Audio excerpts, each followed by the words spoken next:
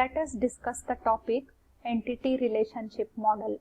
So first slide that we will be seeing, or the topics that we will try to cover today in the entity relationship model will be the design process, modeling, constraints, ER diagram, design issues, weak entity sets, extended ER features, design of the database, bank database, reduction to relational schemas, database design, and UML.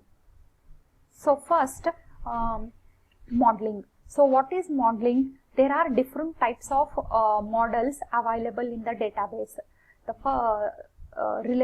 For example, relational model, entity relationship model, that is the ER model, network model, object-oriented model, etc. But we will be covering ER model, that is the entity relationship model. So before going into that, we will discuss a database can be modeled as, in the ER diagram, it can be modeled as a collection of entities and a relationship among those entities. So first, when I told about a collection of entities, the question that comes to our mind is, what is an entity? An entity is an object that exists and is distinguishable from other objects. Example, specific person, company, event, plant, etc. Now let me take a live example of an bank database.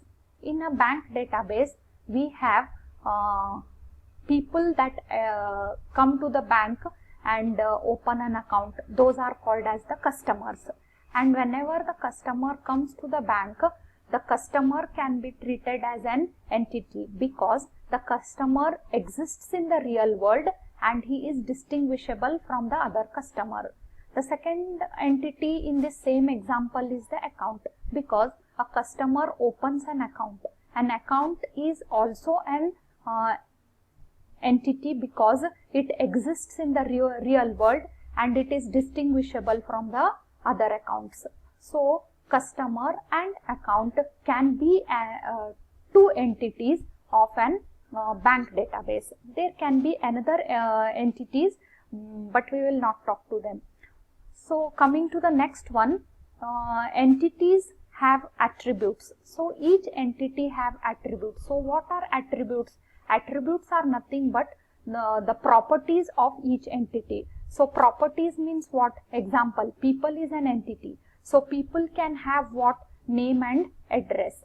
They can have their phone number, etc. But coming again to the same example of a bank database, the customer is an entity. Customer can have what all properties? He has an address, phone number, customer ID, etc. Like that, account also has account number, account type like savings account, current account, etc. and balance. So for the customer entity, we have customer name, address, etc. And for the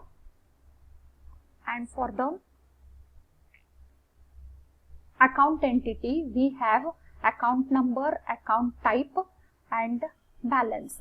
So coming to the next one, what is the entity set? An entity set is a set of entities of the same type that share the same properties. Example, set of persons, companies, trees, holidays, etc. Now coming again to the same example, customer and account. So in a bank, we do not have only one customer that comes to an bank and opens an account. We have many customers that come to the bank. So set of all customers can be called as an entity set. Like that also, set of all accounts can be taken as another entity set. Now let me proceed further to the example of entity sets, customer and loan. So you can see here the example. So customer will have customer ID, customer name, customer street, where does he stay, and in which city does he stay. So this whole set can be considered as one entity set. Like that, loan is also another entity. We have loan number, we have loan amount. So loan can be taken, this whole entries in this thing this whole thing can be called as an entity set.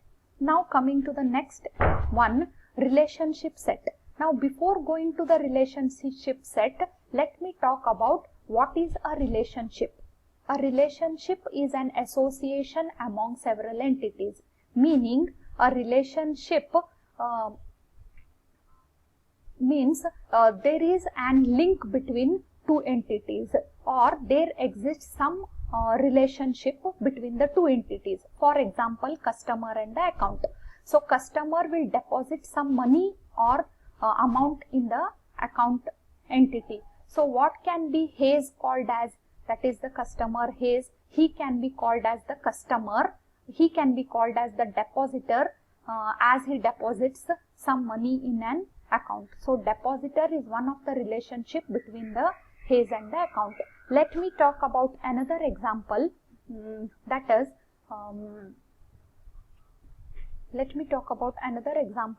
the user, another example like a grocery shop. So in a grocery shop, whenever many people go to buy in the shop, for the grocery shop, those are all the customers. So customer is one of the entity, and whenever I purchase or you purchase some of the products from the grocery shop, you will pay the bill. So bill is another entity. Between customer and the bill, there is a relationship pays. So customer pays bill. So pays is what? Pays is one of the relationship. So what is a relationship set? Now a relationship set is a mathematical relation among n greater than equal to 2 entities and taken from the entity set E1, E2, E3, whereas such that E1 belongs to big E1, E2 belongs to big E2, like that if you continue. So what are small E1, E2 and E2? They are the relationship. Example, Hayes A102. Hayes is the customer name and the account number. He is one of the depositor. So he belongs to the depositor. So relationship set borrower. Another example, that is the customer and the loan. Loan is the another entity. Between the customer and the loan, what is the relationship? Instead of the depositor, we have borrower, because customer borrows some money from the loan. So this is another relationship set. So customer relationship set and loan relationship set. Between them there is an arrows which will show that it is an borrower relationship. Now continuation of the relationship set. An attribute can be a property of an relationship set. Means what? Like we have attributes for the entities, we also have attributes for the relationship. So between the customer and the account, we have a relationship depositor. So attribute of depositor is excess date, because if we take the example of a Smith, so Smith has deposited 2 times. One is on 3rd June in the account number A212. Another time he has deposited in the account number A201 with the date as 21 June 2015. So relationship set means what? We have many different transactions that are taken place between one account. So there are many transactions in an depositor set. So how do you differentiate between those many transactions? By having an excess date. For instance, they have given here a depositor relationship set between entity set customer and account may have an attribute excess date. That is what they have told. So relationship sets can also have an attribute. So what is the degree of this relationship set? Refer to number of entity sets that participate in the relationship set. So there can be binary relationship and ternary relationship. So what do you mean by the binary relationship? Generally most of our relationship sets are binary, because between two entities, if there is a relationship, then we call it as a binary. If there is 3 relationships, if there is 3 entity sets and 1 relationship set, that is one relationship set is associated with 3 entities. So we call it as what? Ternary relationship. Ternary relationship means what? One relationship set or one relationship is associated with 3 entities. For example, example of the binary relationship will be what? The before examples which we have covered, that is customer and the account. We have the depositor relationship. Like that we have customer pays bill. These are the example of the binary relationship. Now if you talk about the ternary relationship, suppose employees of the bank may have jobs, responsibilities at multiple branches with different jobs at different branches. Then there is a ternary relationship set employee, job and branch. Between the 3 entities, that is the employee, job and branch, we have responsibilities. So responsibilities between more than 2 entity sets are rare. Most responsibilities are, most of the relationships are binary. Let me talk about in brief what are the attributes. An entity is represented by a set of attributes. I told you that an entity may have several attributes. An attribute is nothing but it is a descriptive property posed by all the, it is a descriptive properties posed by all the members of an entity set. Example, customer has customer ID, name, customer street and customer city. So what is customer ID, name, customer seat and customer city? Those are nothing but the attributes. Loan also we have loan number and amount. Loan number and amount are the attributes. What is a domain? A domain is nothing but a set of permitted values for each attributes. So for example, for the customer ID we will allow only the customer ID to be integers, that is 101, 102. So what is the domain for the customer ID, or what are the set of permissible values for each customer ID? That is the integer values, or only the integers are allowed in the customer ID. Like that for customer name we have alphabets only allowed for the customer name. There is no any integers that can be allowed in the customer name. So that is the domain. Now let me talk about attribute types. There are many attribute types: simple and composite, single valued and multi-valued, derived attributes. There are many more attributes which we can talk about. Simple and composite attributes. Coming to an example of simple and composite attributes, see that composite attributes. Example, name. Composite means what? In the name we have again the subdivision of that name. So what is that? That is the first name, middle name, last name. Address means what?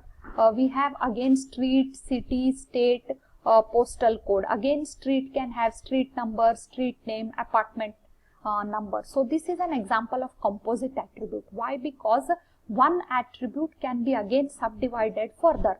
But what is a simple attribute? A simple attribute cannot be further divided. Like the example is the customer ID. So in customer ID, we cannot divide that further. So even if you have phone number, that phone number can also be, can't be divided further. So phone number is what? Phone number is the simple attribute. So let me proceed further. Coming to the same slide, single valued and multi-valued attributes.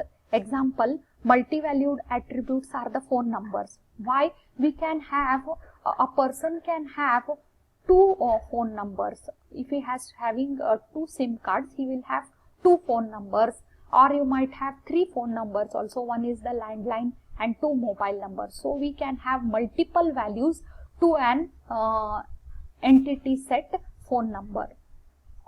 Not to the entity set, to the phone number is one of the attribute, and that phone number can have multiple values. If it is a single valued, like permanent address is one of the attribute.